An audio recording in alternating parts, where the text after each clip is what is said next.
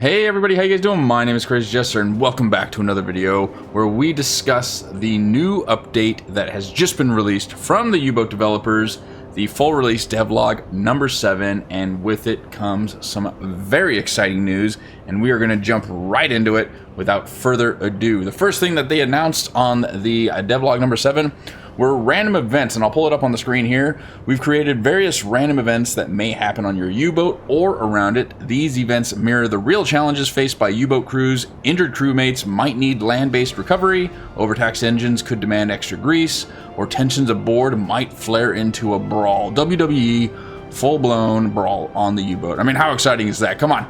But with each challenge comes opportunity. Example, complete a daring mission and you might find a personal gift from the Admiral stashed in your storage. What could it be? Anything. Who bloody knows? But we've prepared many such events to make your patrols feel more unique and immersive. They won't disrupt the core gameplay, which is important, but instead will remind you that life at sea is full of surprises. Most of them are inspired by the authentic struggles found in books and U-boat KTVs. I mean, let's be honest, how friggin' awesome is that? So you will finally experience the random events that could and might have and did occur on U-boats, which I think, that's honestly something I had never thought about. All these videos I've been telling you guys, hey, if you have something interesting, comment down below, let me know what you guys think and what you would like to see added. And God, there were a lot of really good suggestions on what should be added. I mean, really good suggestions. And I can honestly say I never thought of this. Just random events such as the ones that they've just informed us of. Really, really cool. So you could be sitting there, middle of the ocean, bored, haven't seen a ship for days, and naturally, of course, the tension's going to be built up inside the U-boat because you guys haven't done anything. You only have time to talk to each other and piss each other off. And then all of a sudden, boom, there's a brawl that you have to diffuse in some way, shape, or form. Or one of your crew members could, and I'll pull it up here, get a illness that needs to be remedied, and you might have to take him to land. I mean, in this instance right here, I know it's kind of hard to read the notes or the words of what's going on with this sailor, but I'll try and zoom in so you can read it. But essentially, he has gotten tuberculosis, and now you need to get him to land. The cool thing, or the interesting thing is that it says that it won't affect the main mission at hand. You will just have to do it basically after. So it's not like you're doing a mission, one of your crew members gets tuberculosis, and you have to halt everything and then take them back to some sort of hospital where they can heal up. But you still get to, complete the mission and or stop the mission altogether. Maybe you're only halfway there and you haven't made it to the mission. Stop it and take them to the hospital and then maybe continue, or that stops the mission altogether. I don't know. But pretty cool with the random events. Big change. It's going to make it a lot more immersive and a lot more about what more of a simulator, I think, is what they're trying to go for. And I like that. More about, like, this is what the U-boat crews went through in World War II. These were the challenges they faced, and now they're finally implementing those. It's coming a long way, and super excited to hear this. So something else that they're going to be adding, the next item on their dev list, and be excited, they are adding flares and searchlights. That might not sound like such a big deal because we already have a searchlight on the boat, but it's it's not the greatest thing. It's a fixed searchlight. However, in this one, another addition is that warships and aircraft deploy flares to illuminate the surrounding area when they know that submarines are around. You will also be able to use flares yourself if you want to. Being close to deployed flares increases your sight range, but also makes you more visible. Pretty cool, because now not only are you, especially at night, right? They didn't really have much that they could do for you. Now they've got their searchlights out. They're actively searching for you in the open water, assuming you're still in the open water if you've been caught and haven't dived yet. Maybe you shot off the deck gun and you've got to dive. But now the searchlights are out. The flares are going up in the air, again, adding to the immersion of the gameplay. You're going to start having their deck guns going off at you, and you're going to be worried and trying to emergency dive down into the depths. I mean, the devs go on to say all warships in the game now also carry functional searchlights that aid them in searching for U-boats lurking in the darkness. They keep them disabled when they travel in a convoy, and they use them only when they go into battle stations mode. So they're not going to be rolling around with the searchlights all the time, but as soon as you start cranking off a torpedo and striking a cargo ship, for example, or they spot you on sonar, I imagine that'll also set them into battle stations mode, and then you're going to start seeing these searchlights off in the distance scouring the friggin' tops of the ocean looking for you. Again, just going to add to that overall immersion and just make this game that much better. And again, let's just look at it again. There's the picture of the searchlight. What I am hoping for is that it's not a fixed searchlight like the one we currently have. Like when we activate our searchlight, it's just kind of, to my knowledge, it can't be moved. It's a fixed thing to the front, and you gotta illuminate the cargo ship or ship that you're trying to see and then go for it. However, on this one, what I am hoping for is that it's not a fixated searchlight and that you can see the crews moving them around over the ocean top and trying to locate anything and everything that's in their path. That would be really cool. But even if it is fixed, hey, at least it's something new. I'm curious about this orange glow to it. That also must be the flare. So the flare has popped off, and then they've got the searchlight out, only to increase their chances. And you can even see the main deck gun there near the front of the ship is pointed at something, ready to just rain down carnage on a poor U-boat that it's probably found. I'm very excited for this. It looks really cool. Next on the item list, what they've added, and this is going to make things very interesting, Vickers Wellington and Ley Lights. There are now Vickers Wellington bombers in the game. These aircraft start to appear in the game in around 1942 and will attack your U-boat without any warning at night using a combination of ASV radar and ley lighting. These attacks look quite spectacular, and starting with 1943 sometimes include rockets. So they've actually announced a few things. Right now they've got the Vickers Wellington with the lights, and a new ASV radar that they're going to locate you easy with, and rockets. And to my knowledge, there are no rockets in this game. I've never been attacked by rockets, nor have I ever seen them. So I'm assuming they've just announced kind of two things in one here, and you might get attacked by rockets starting in 1943. How epic would that be? I mean, here you would be just cruising top of the ocean. I mean, granted, it's daylight right now, but let's use our imaginations, right?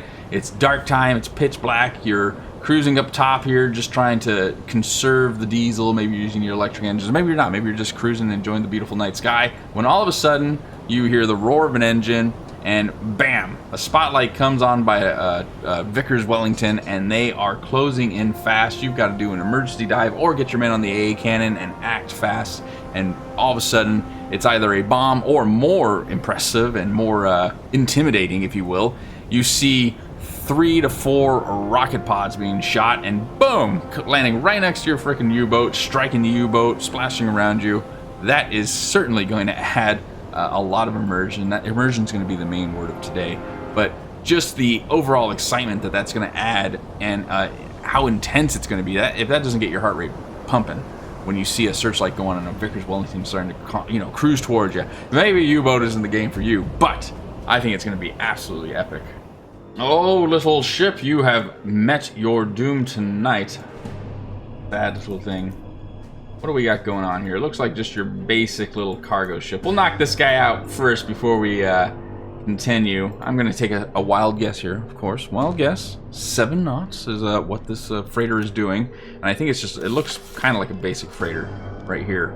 Course.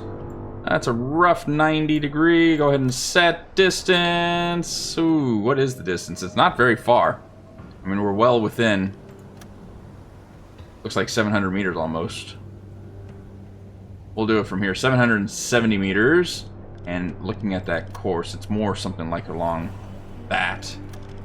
Distance of 750. Go ahead and enter that in. Load to 1. To 2.5 depth. As soon as it's ready, we will send it. Go ahead and fire. Boy, it's pitch black. A flare would be nice right about now, right? Just get that flare up in the air. It'd be a beautiful thing. Come on, let's see fireworks. There we go. It's kind of near the front of the ship here, but serious damage, and you can already see the health dropping rapidly and taking on a lot of water already. This is pretty much over for this one. Good bloody work. Go ahead and surface the ship. We can go forward too if we can.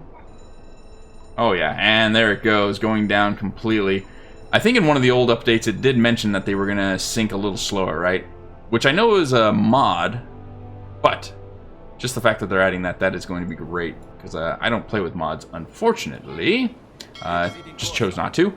But seeing the ships sink a little slower will be nice. Anyways, on to the next thing, because I know you guys don't care about me sinking ships in this episode. You want to know more about updates. Continuing with the Vickers and Searchlight ability, they've also recreated effective countermeasures to employ against this danger that may ensure the safety of your U-boat. We've added diving schedules with which you can set your U-boat to travel underwater at a specific time of the day, in the discussed case at night. So you can now start setting schedules instead of sitting there and probably having to tell yourself like, oh, it's 2100 hours, it's pitch black, let's go ahead and dive and we'll come back up at 23, but you have to do it manually. It sounds like they have added schedules, or will add schedules into the game, that you are going to be able to put specific times. Hey, at 2100 I want to dive to 100 meters, at 2300 I want to go to periscope depth to look around, search the sky, and at 2330 hours we're going to surface the boat and, you know, get all our air back or something like that. That's what I'm kind of envisioning, and I like it. Like it a lot. Adds a little, you know, takes you away from having to constantly, because we all forget, right? Maybe we're trying to do something and we forget it's 2100 hours. Next thing it's 1 in the morning and they're saying that your O2 is super low and you need to come up because your crew are going to be dying. That's going to be cool. I like that. And they go on to say another even more effective countermeasure are radar wave detectors, which we improved to work more consistently, and we made it easier to understand what their purpose is for new players. So you'll be able to add, I'm sure that'll be an upgrade that you can add to your U-boat. Overall though, I like what they're adding, just kind of increasing the plane and their effectiveness and how much more deadly they are. And especially the nights, because that was like your pillow, right? Come nighttime, you could just surface the U-boat and not have to worry about anything for 7 or 8 hours, unless you ran into a ship. But in terms of like night attacks from the air, you never ran across that stuff. The next thing on the Dev Diary full release, number 7, is going to be night attacks from the surface. We've ensured that attacks from the surface during moonless nights now work properly, especially if you sneak in with electric engines. It was a very common tactic employed by many skippers, and we felt that we had to make it effective in the game too. By employing this tactic, you will be able to avoid the risk of detection by sonars while sneaking into the convoy. Once the enemy illuminates the area, you can quickly dive and escape before being spotted. Now that's going to be pretty intense right there. I think in a few of my episodes, I had to have, right? We have snuck into the center of a large convoy. We're talking like 20 ships plus their escorts of the destroyers. And we have had to do that. It works out. You kind of have to get into position, and then they cruise over you while everything is off. I do believe, if I remember correctly, I mean, if you were running engines, you were certainly going to get caught. But if you were running electric engines and trying to get into the middle of the convoy while the destroyers were around it, obviously sneaking through as they're moving and you're moving, you were spotted, I think, all the time. I don't think I ever actually was able to get in there with the electric engines running and not be spotted. You again had to cruise to a destination where you knew the convoy was going to go sail right over you, and that would put you in the middle where you could lay your attack and then do an emergency dive.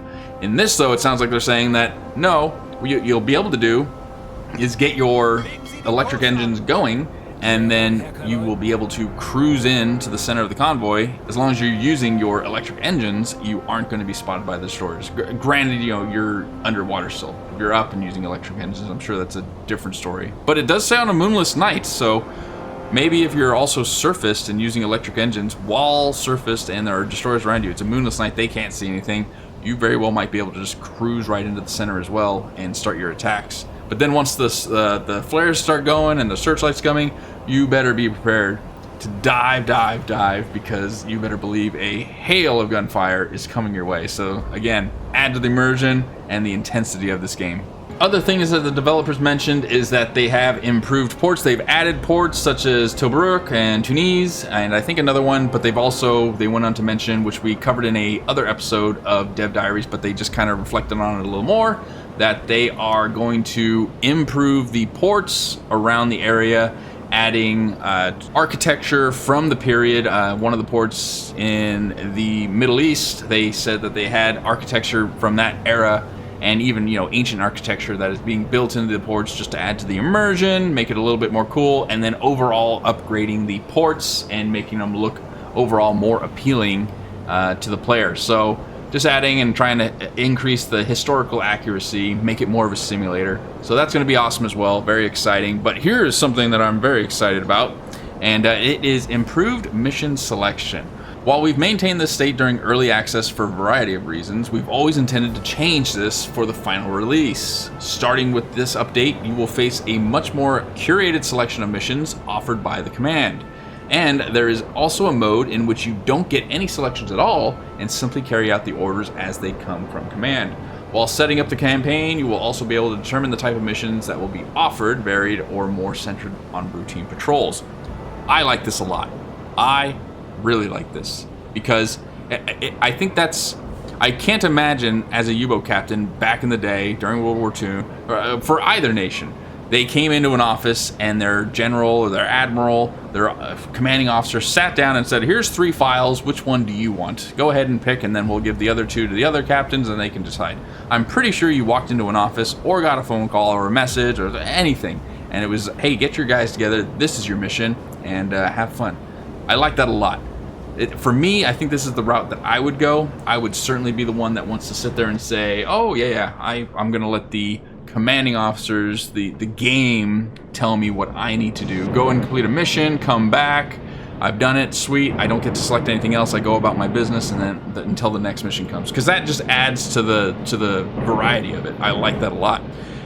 Versus if I'm allowed to pick my missions, I mean, there are plenty of times where I don't pick certain things. Like, I don't want to do a patrol mission, I want to go and attack U-boats, so I generally tend not to pick patrol missions. Or I don't want to talk to a news writer, so I tend not to want to do a spy escort with a news writer on top where I'm asking their questions. I want to go attack cargo ships and all that stuff. So by taking that away and not allowing me to decide and just waiting for the game to tell me or the commanding officers to tell me what I'm going to do, I like that kind of immersion. I think that's going to be really cool.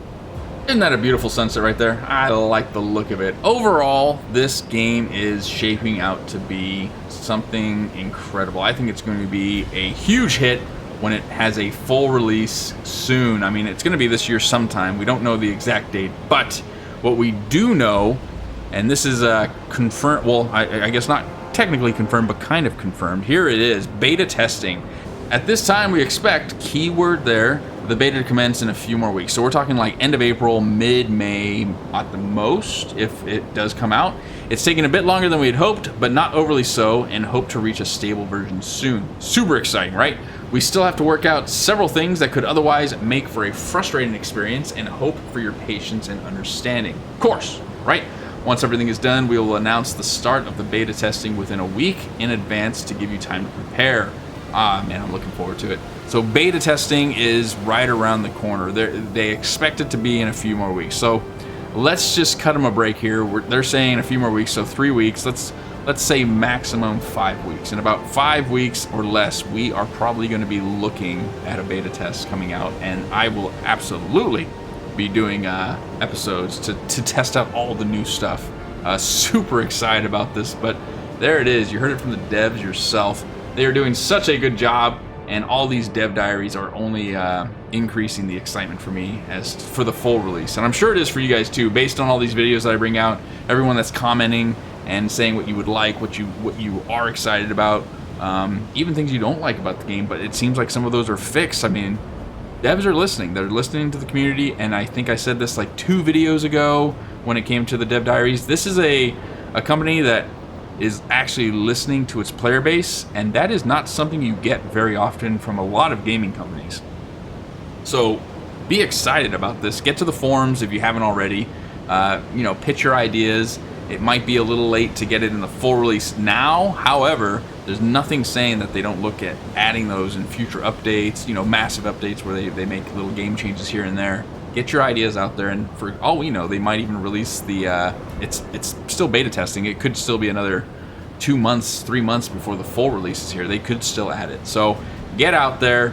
But anyways, I think that is going to do it for this episode, ladies and gentlemen. Please, if you can, comment down below. Let me know what you guys are excited about, what you want to see added. We still have time left, but if you haven't seen the Dev Diary number 7, released, you can go to it on Steam, go to the U-Boat page, and it is there. Check it out, read about it. It is absolutely awesome what they're adding.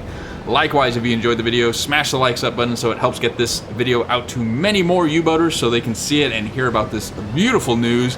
And if you are new to the channel and want to see more on U-boats when the beta is released, because I will be playing it absolutely, and other video games, please consider subscribing. Anyways, I'm going to get back at it, and I guess wait anxiously until the beta release. Until then, I hope you guys have an incredible day. Take it easy, okay?